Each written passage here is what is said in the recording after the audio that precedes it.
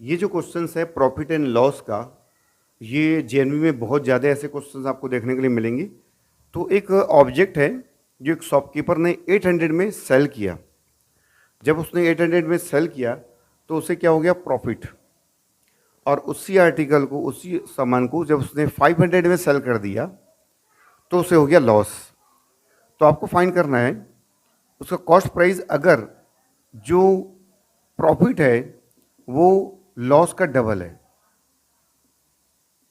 Profit is twice of its loss, यानी जितना loss हो रहा है उससे डबल आपको प्रॉफिट हो रहा है।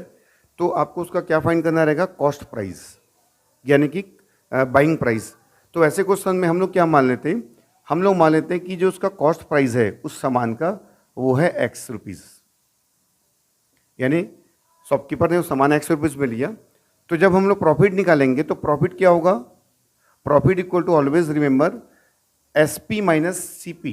जो कि प्रॉफिट हो रहा है तो उसका सेलिंग प्राइस ज़्यादा होगा कॉस्ट प्राइस से। तो ये देखो आपका प्रॉफिट हो गया।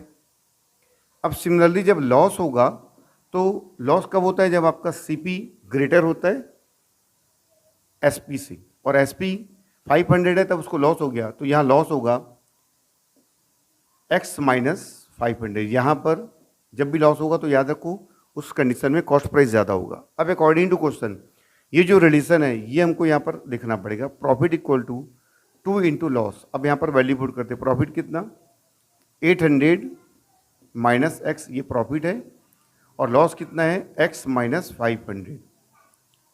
अब अकॉर्डिंग टू क्वेश्चन ये जो प्रॉफिट है लॉस का डबल है, तो यहाँ टू से मल्टीप्लाई कर देंगे और ये बन जाएगा इक्वेशन। सिंपल इक्वेशन है, 2 से मल्टीप्लाई दोनों नंबर्स का होगा तो 2 इंटू एक्स 2x, और याद रखिए plus into minus, minus 2 into 500 1000।